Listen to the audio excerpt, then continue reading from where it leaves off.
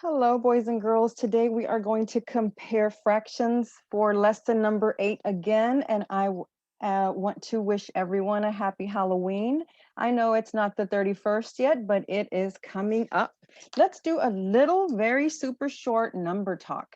I wanted to talk to you about estimating fractions. Sometimes we're not going to have this nice little toolbar whenever we do fractions. So I quickly wanted to go over benchmark fractions. You're going to see it again in other lessons this week, but this is just going to be super duper quick.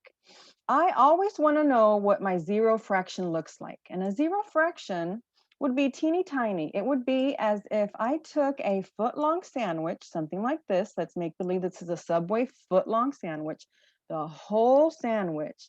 And I divided it up into portions and I divided it up into 12 pieces. That would be a tiny piece of sandwich. So I would say that the 1/12 is closest to 0. My other benchmark fraction that I'm really good at knowing is 1/4. Look at 1/4. 1/4 is this size of the whole. So it would be like cutting a foot-long sandwich in half and then cutting it in half again. My other benchmark fraction is a half, and I want to show it on the other side of the number line just because I've already got some here, but I can always put it right, on top of here to show you that half would be like a 6-inch Subway sandwich. The other benchmark fraction is 3/4, and I really do like this fraction strip toolbar because I can grab all 3 of the fourths at the same time.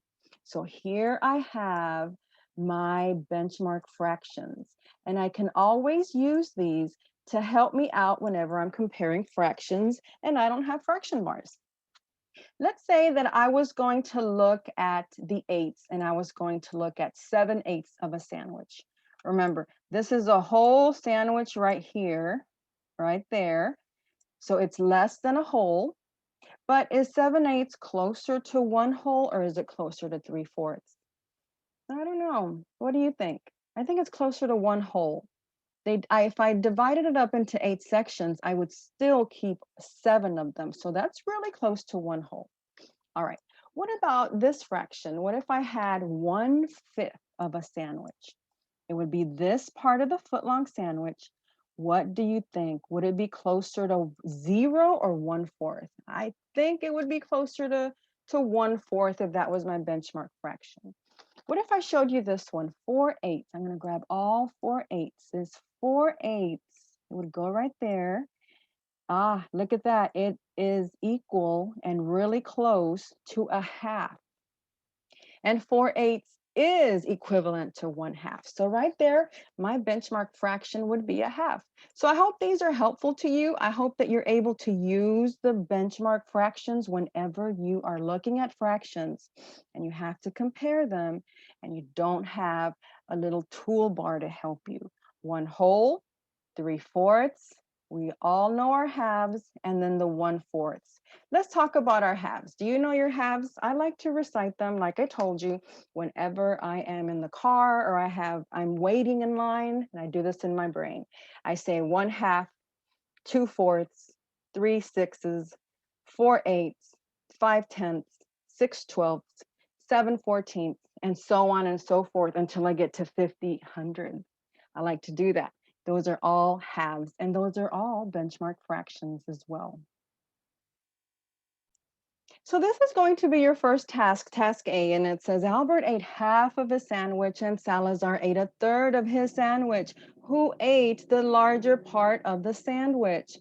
Well, if I look at this, I know that my half is as if I took the whole sandwich and cut it in the middle, and I had 2 equal parts. Now, 1/3 is a little bit different. I took the sandwich and I cut it into 3 different parts. So the pieces are going to be smaller. So let's take a look at a half, which is right here, and 1/3, I'm going to put it right beneath it. So what do you think? Looking at this, I see that 1/2 compared to 1/3, the 1/2 has more of the value. The 1/3 has lesser of the value. It's shaded less. So I'm going to say that 1/2 is greater than a third. And you know, I like to use my dots facing the larger piece and one dot facing the lesser. If I want to make another true statement, I can also put 1/3 at the beginning and then followed by a half, and it would still be true if I say that 1/3 is less than a half. So the greater piece goes to Albert when he ate half the sandwich. Well, my next task says, which fraction is the greater one? And I also want to know which fraction is the lesser one. And if you were to put them in order, how would you put them in order from least to greatest or greatest to least? So let's take a look at these and think, 1/5. If I was to think about my benchmark fractions, that would be really close to 1/4 or 0. 5/6, that's almost 6/6, which is equal to 1 whole. So 5/6 is really close to 1 whole. 4/8, I know that 4 is half of 8, so this is equal to a half. Let's check it out in our fraction bars. I want to show the number line. So you would click right here. I hope you get to use this today. This is so cool. I like this more than the other one that we've been using. So here go my fractions. I've got a fifth. I want to put it right at the 0. I have 5/6, which is right here, and I'll put it right underneath it. And of course, 4/8, which I know is a half. All right. So which is the greater piece? The 5/6, because it has more of the shaded area. And always remember that we're comparing this to a whole, and this is our 1 whole right here. The one that has the least amount is the 1/5, and the one that is half is 4/8. So if I was to put these in order, I would say that the least is 1/5, followed by 4/8, which is also a half because 4 is half of 8, and then followed by 5/6.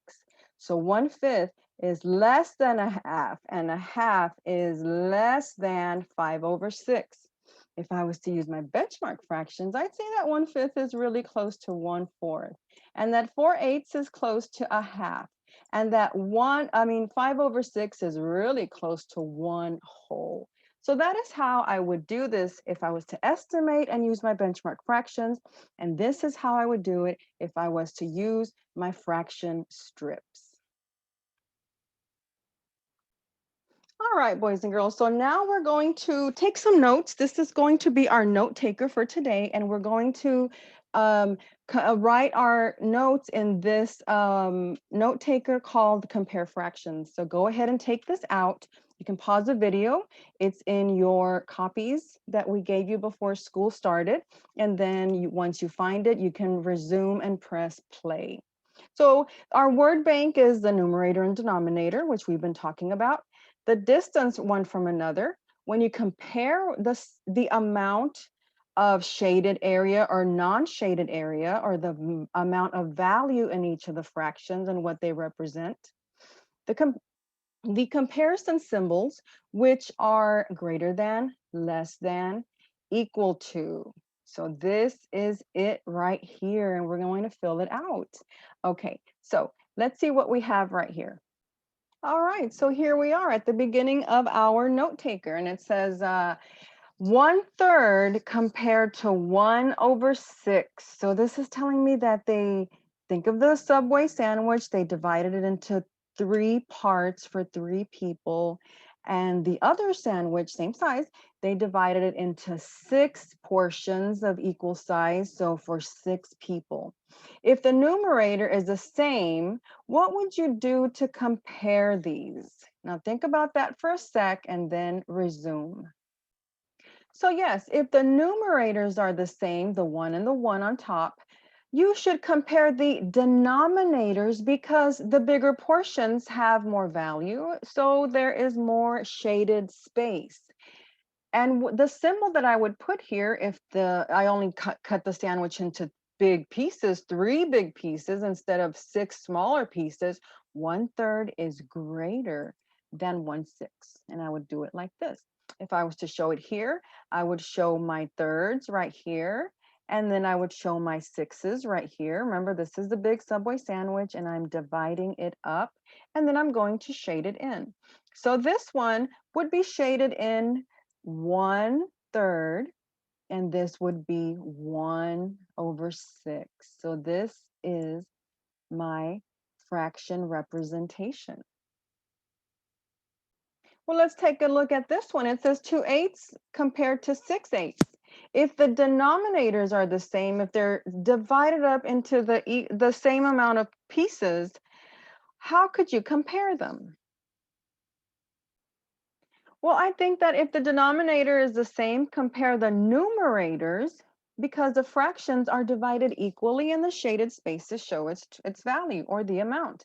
Let me take my pencil here and I would divide this into eighths. So it's going to be, this is supposed to be a different color. Let's pick this one. I would cut it, oh, it didn't change colors. That would be fourths and this would be eighths right here. 1, 2, 3, 4 on top, 1, 2, 3, 4 on the bottom. Same thing here. I've got fourths. I can divide those in half. And now I have eighths. So over here, I would have to shade 1/8 and 2/8. Then here I would have to shade 6/8, which is going to be this entire section because that is 4, 5, and 6 right here. Okay, so 2/8, this is the shaded area compared to 6/8. 2/8 is less than 6/8. Let me put my dots right there to get that done. Now let's go ahead and look at 2/10 compared to 7/8. If I think of my benchmark fractions, 2/10 is really close to either 0. I don't even think it's close to 1/4. I think it's close to 0. And 7/8 is really, really close to a half because you have 7 of the 8 pieces. You're only missing 1/8. So I'm going to say that 2/10 is less than 7/8. To show this on my number line, I would divide this into 10 pieces. And I know that half of 10 is 5 right here. So this is 5/10. And this would be the half right here. So this is going to be 4/8. Again, with my benchmark fractions, my zeros go right here and my 1 goes right here. 2/10 would be about right here. This is 1/10, 2/10, 3/10, 4/10, and 5/10. So it's going to be right there. And the 7/8 is going to be right here. So 4/8, 5/8, 6/8, 7/8. It'll be right here. So I see that 2/10 is less than 7/8. Let's take a look at our benchmark fractions, which are 0, 1/4, 1/2, 3/4, and a whole. 7/8 we said was closer to 1 whole. 2/10 is closer to maybe a fourth. It could also be close to 0, but we'll say 1/4. It's up to you, whatever you think it's closest to. So 7/8 is greater than 2/10. If I can say this a different way, which would still be true, and I could say that 2/10 is closer to 1/4. 7/8 is closer to 1 whole. So I'll put the 1 right here, and 2/10 is less than 7/8. And this is my note taker for comparing fractions.